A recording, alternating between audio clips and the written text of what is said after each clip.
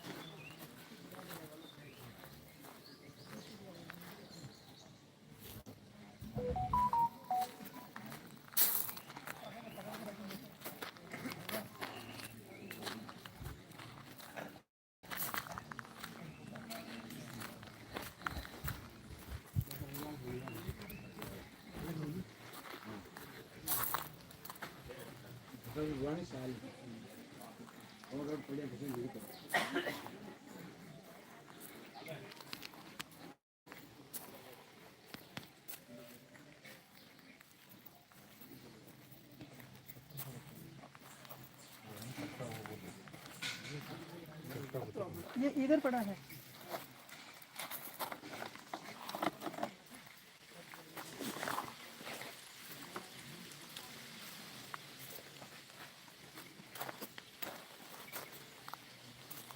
आगे सब चलो, बोलिए परमपिता परमात्मा की, सदगुरु बंदी छोड़ कबीर साहिब की, सभी संतों की, सभी भक्तों की, आज के आनंद की, सकल हंस को बंदगी साहिब। तो पहले मैं अपने बारे में बता दूं, मेरा नाम नितिन दास है और हम कबीर पंथ से जुड़े हुए हैं। कबीर पंथ हमें नाम इसलिए लेना पड़ता है क्योंकि किसी ना किसी का नाम तो लेना ही पड़ेगा कि कौन से गुरु से जुड़े हुए। तो हमारे गुरु कौन है? सदगुरु कबीर साहब। कबीर पंथ का मतलब क्या है? एक ऐसा रास्ता। पंथ का मतलब रास्ता, पंथ पे चलने वाला पंथी। तो कबीर साहब का एक ऐसा रास्ता है जो हिंदू, मुस्लिम, सिख, ईसाई, जैन, बौद्धिस्ट सबके लिए समान है। यानी एक ऐसा रास्ता जो हमें अपने घर की वापसी करवा दे। आपने सुना होगा ना, 10 लोगों ने घर वापसी करी, 50 परिवारों ने घर वापसी करी। वो घर वापसी क्या बता रहे हैं? जैसे कोई मुसलमान हो गया तो वो हिंदू हो जाए दोबारा से, तो घर वापसी कह देते हैं, जबकि ये घर वापसी नहीं है। घर वापसी का मतलब है इस संसार में तुम कहाँ से आए हो, इस संसार में तुम कहाँ से आए हो, जहाँ से आए हो वहाँ वापसी अगर तुम्हारी हो जाए वापस, उसको कहते हैं घर वापसी। ये तुम अपने घर में नहीं हो। ये जो संसार है ये हमारे परमात्मा का संसार नहीं है। ये किसका संसार है? ये साक्षात मृत्यु लोक है। ये काल भगवान का संसार है और हर इंसान को, हर जीव को फांसी की सजा लगी हुई है। ये एक जेल है। आप कहाँ जा सकते हो इस जेल को छोड़ के? जाके दिखाओ, यहीं घूमोगे धरती पे। ये एक ऐसी जेल है कि इसमें सबको फांसी लगी हुई है। एक भी ऐसा आदमी नहीं है जिसको फांसी नहीं होगी। फांसी मतलब मौत। हाथ खड़ा करो जिसको मौत नहीं आएगी। सब करने लग गया। सबको मौत आएगी, सबको। अटल है, बिल्कुल ये अटल है, मौत अटल है।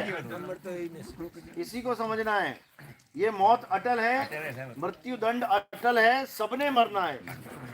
बच्चा पैदा ना भी हो उससे पहले मर जाएगा। माँ के गर्भ में मर जाते हैं, कई मर जाते कि नहीं मर जाते? सब मरेंगे। यहाँ पापी भी मरेंगे, यहाँ भगत भी मरेंगे। आए हैं तो जाएंगे राजा रंक फकीर, एक सिंहासन चढ़ चले एक बंधे जंजीर। अब मरना तो सबने है, लेकिन मरने के 2 तरीके हैं।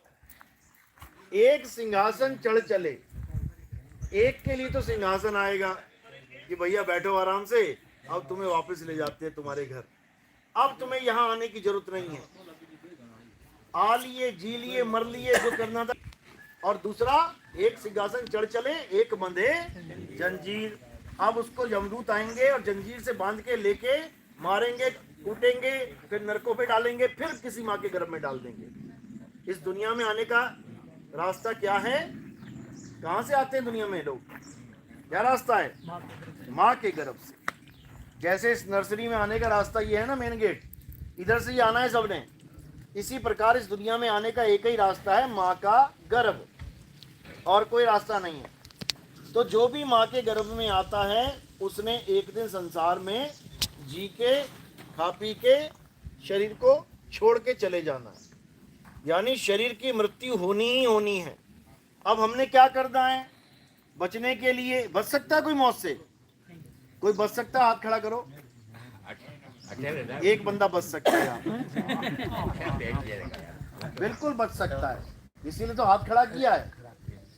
हाथ खड़ा किया है इसीलिए बच सकता है। समझ लो, गोलियां चल रही हैं, दनादन गोलियां चल रही हैं, उसमें से निकल के जाना है। क्या बचेगा कोई? निकल बच सकता है?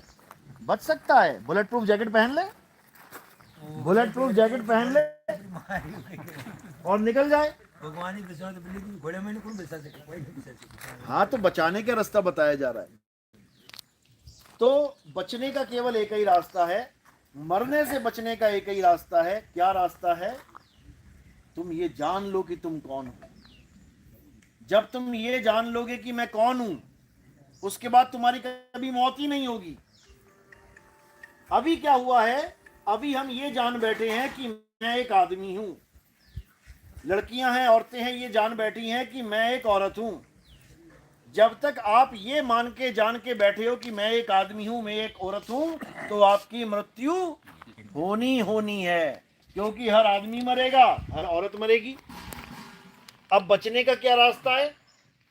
तुम ये जान लो कि तुम एक आत्मा हो। समझ में आई बात?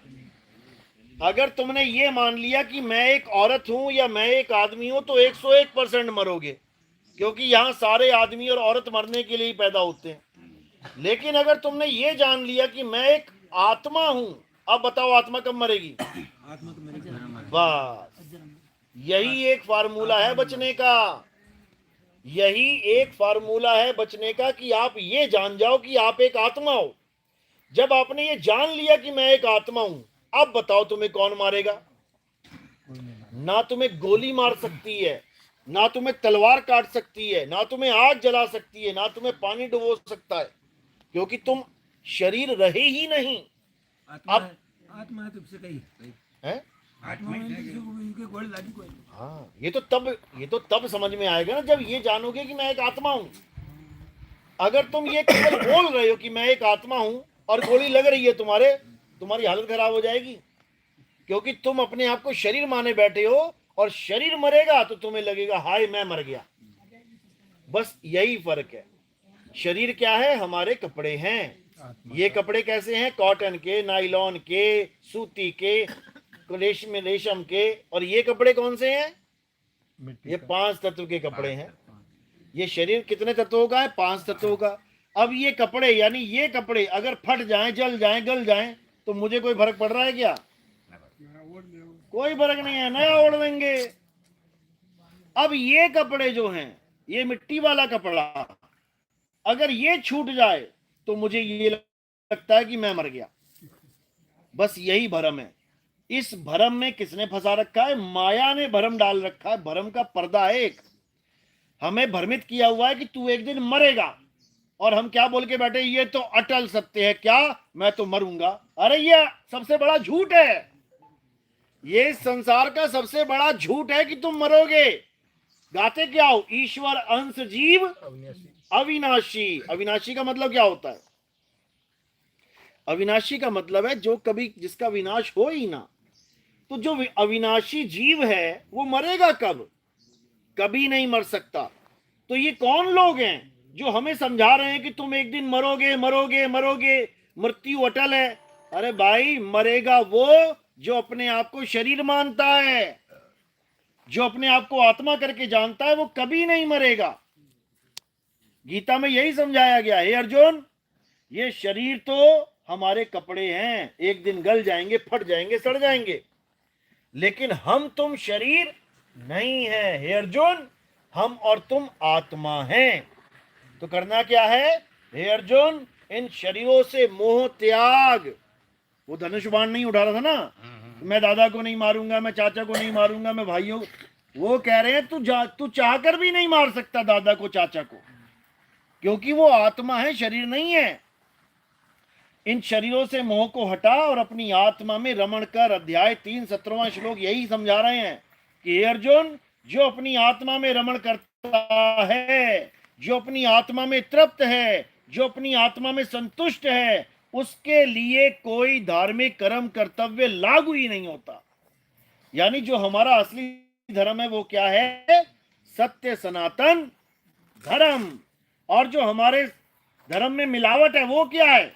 ये मंदिर मस्जिद, ये सब जितने भी पूजा पाठ की स्थली हैं, मूर्ति पूजा है, ये देवी देवता, ये सब है। जो हमारा सत्य सनातन धर्म है वो क्या है? केवल आत्मा को जानना है। आत्मा, अचल आत्मा को जानना ही सनातन धर्म है।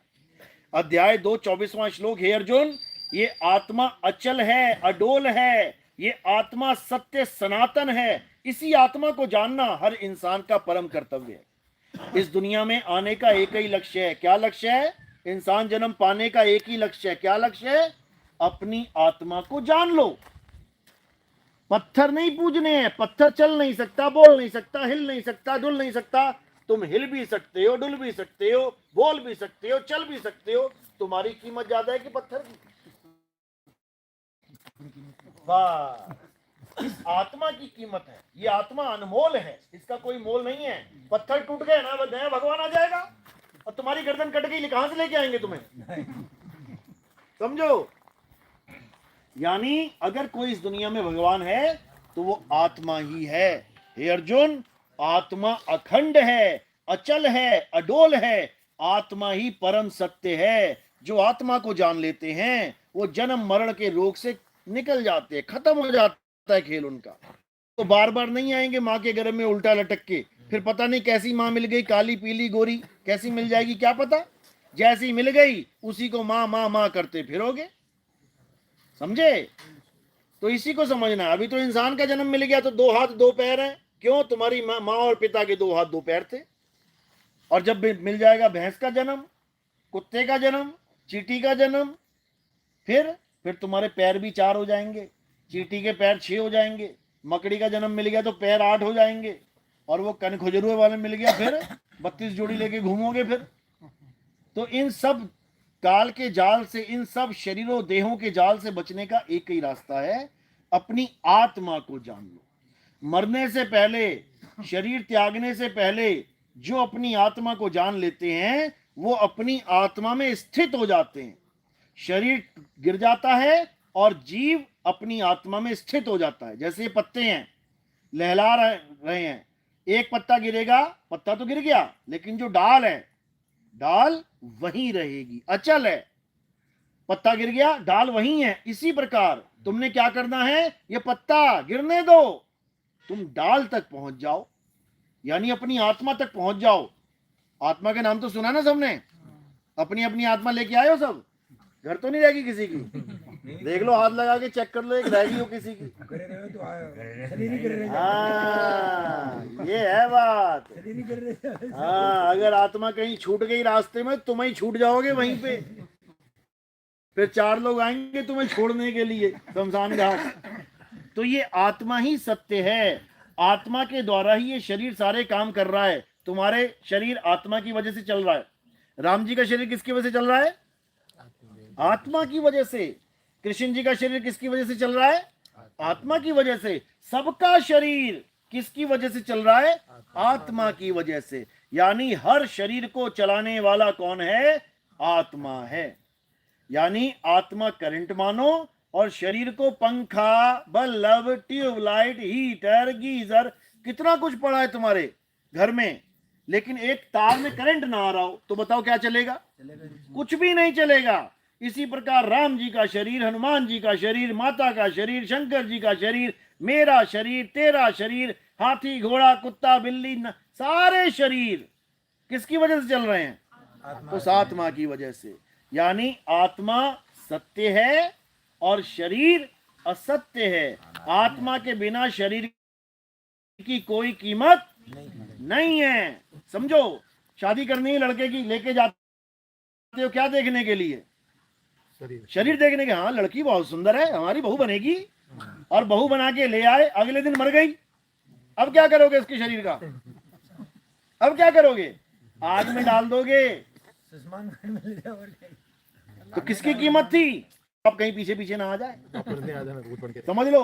उसके बाद शक हो गया ना कि नहीं बाप शायद घर में आ गए तो कील ठुकवाएंगे, नाल ठुकवाएंगे कि बापू घर ना घुस जाए।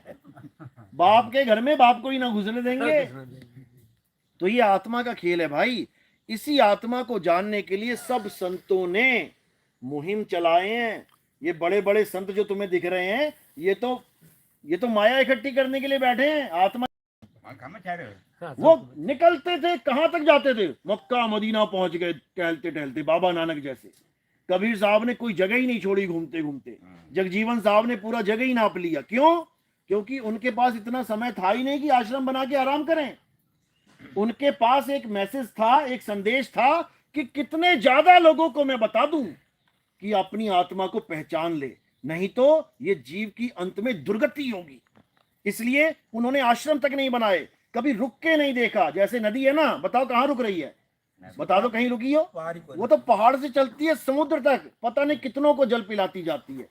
ऐसे ही संत महात्मा चलते जाते हैं कि पता नहीं कौन सा मालिक का जीव परमात्मा को खोजने के लिए बैठा है, उसको मैं ये संदेशा पहुंचा दूं ताकि उसका अंत समय दुर्गति में ना जाए। क्योंकि जब अंत समय आएगा ना, ये बाप भाई, ये बॉडीगार्ड, मेरे 20 बॉडीगार्ड है, एक ना बचा पाएगा।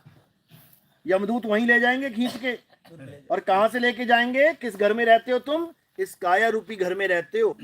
इस घर के 10 दरवाजे हैं, 9 खुले हैं, एक बंद है। जो बंद है उसमें 5, 6, 7, 8 और पीछे 9, ये 9 84 में जाने के दरवाजे हैं। कुत्ता, बिल्ली, हाथी, घोड़ा, ये सब बन जाओगे जाके। जो मेन दरवाजा है उस पे ताला लगा रखा है, उस पे ताला लगा रखा है। ये हमारा देश नहीं है। अरे रहना, ये हमारा देश नहीं है। अरे रहना नहीं, बेगाना है। ये धरती कागज की पुड़िया और बूंद पड़े घुल जाना है। सुबह सुबह अखबार देखो आप, कितना कड़कड़ाता है। उसी अखबार पानी में डाल देना, बाल्टी भर पानी में, कैसा हो जाएगा? गल जाएगा उसी वक्त। ये मिट्टी कैसी लग रही है? बहुत ठोस है ना। अभी 10 दिन पानी पड़ जाए ना इस पे लगातार, यहाँ पैर रगड़े वो जगह नहीं मिलेगी। ये सारे मकान बकान सब पानी में चले जाएंगे। क्यों? क्योंकि ये गल जाएगी। ये धरती कागज की पुड़िया और बूंद पड़े घुल जाना है, रहना नहीं देश बेगाना है। ये संसार झाड़ और झाकड़, देखो क्या दिख रहा है तुम्हें? झाड़ झाकड़ ही दिख रहा है ना। ये झाड़ झाकड़ का ही संसार है। ये तो तुमने बिल्डिंगें बना ली, ये तो इंसानों ने शहर बना लिए, बड़े बड़े शहर बना लिए। अब कह रहा है मैं नहीं छोड़ूंगा इस दुनिया को। ये सारे शहर दब जाएंगे मिट्टी में एक दिन, उसके बाद फिर झाड़ झाकर रह जाएगा। अब रहो बेटा बंदरों की तरह पेड़ों में। समझो, ये संसार झाड़ और झाकड़, अरे उलझ पुलझ मर जाना है, रहना नहीं देश बेगाना है। फिर क्या कह रहे हैं? कहे कबीर सुनो भाई साधो, अरे सतगुरु नाम ठिकाना है, रहना नहीं देश बेगाना है। यानी जो तुम्हें नाम दिया जाता है संतों के द्वारा, उस नाम में ही तुम्हारा ठिकाना है। यानी तुम्हारा असली घर कहाँ है? गुरु के द्वारा दिया गया नाम। वो नाम ठिकाना है। वो नाम कोई जपने वाला नाम नहीं है कि हिंदू है तो राम राम जप ले, मुसलमान है तो अल्लाह अल्लाह जप ले, वाहिगुरु वाहिगुरु जप ले, गॉड गॉड, कुछ नहीं जपना। नाम है जप में, नाम है तप में, ना एकांत निवास में, और मोह को कहाँ ढूंढे रे बंदे, मैं तो तेरे पास में। वो परमात्मा बिल्कुल पास है। आत्मा कितनी दूर है तुमसे? आत्मा कितनी दूर है? 2-4 किलोमीटर दूर तो नहीं है, बिल्कुल पास में है। बिल्कुल पंखा चल रहा है तो करंट पास में है, तुम चल रहे हो तो आत्मा पास में है। बस तुम्हें उस आत्मा का ज्ञान प्राप्त करना है कि गुरुजी मैं कैसे चल रहा हूं, मैं कैसे चल रहा हूं, मैं कैसे बोल रहा हूं, ये ताकत आ कहां से रही है। बस उस आत्मा को जानना है, फिर उस आत्मा में रमण करना है। हे अर्जुन, जो अपनी आत्मा में रमण करते हैं, जो अपनी आत्मा में तृप्त हैं, जो अपनी आत्मा में संतुष्ट हैं, उनके लिए कोई धार्मिक कर्म कर्तव्य लागू नहीं होता। उसको किसी बाबा को मनाने की जरूरत नहीं, उसे किसी माता को मनाने की जरूरत नहीं। कोई तुमसे नाराज थोड़ी नहीं हुआ बैठा है, तुम मनाने में लगे हो। अपनी आत्मा को जानो, और जो अपनी आत्मा को जान लेता है वो परमात्मा को जान लेता है, क्योंकि परमात्मा का वास तुम्हारी आत्मा में है। और बाहर क्या है? ये माया है, ये माया है, इसी में उलझे हैं सारे संसार में लोग। माया है। तो कह रहे हैं ज्यों तिल माही तेल है, ज्यों चकमक में आग, और तेरा साईं तुझ में है, जाग सके तो जाग। हम उसको परमात्मा मान बैठे हैं जो इंसानों ने बनाए हैं, मूर्तियां।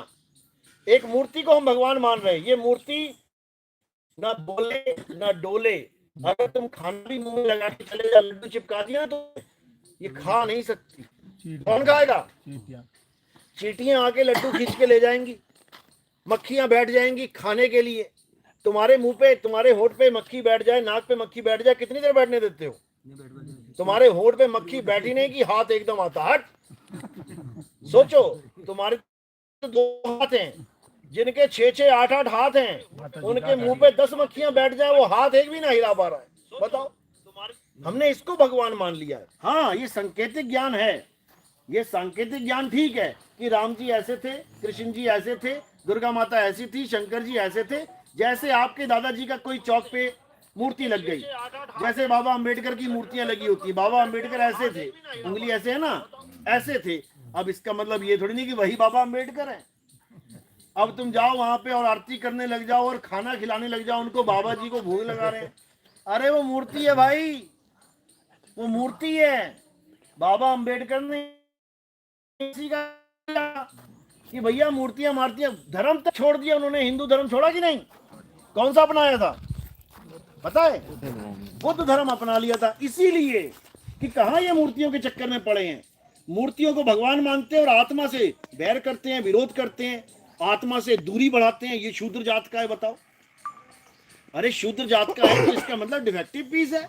अब डिफेक्टिव पीस जब होता है तो आप कंप्लेंट किसको करते हो? पीस को गालियां देते हो कि कंपनी को गालियां दोगे? कंपनी का कसूर है, डिफेक्टिव पीस बनाया। अगर कोई शूद्र बनाया तो उसको पूछो ना क्यों बनाया।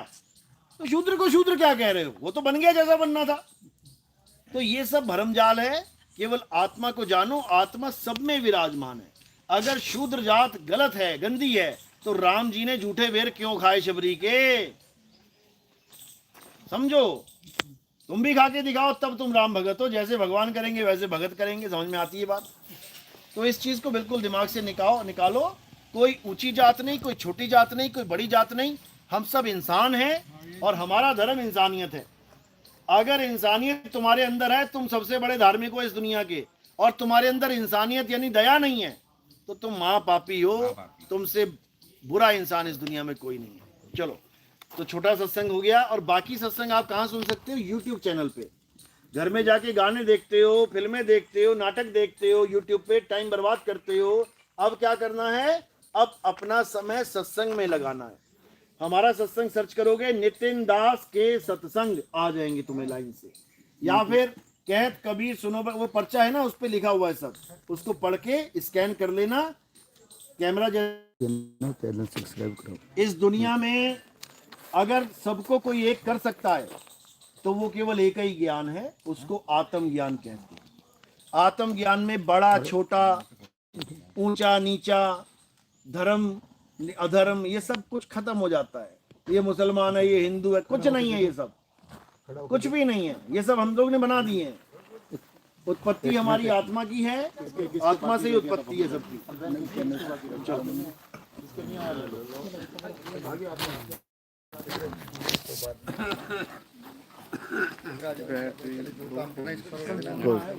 नहीं नहीं ये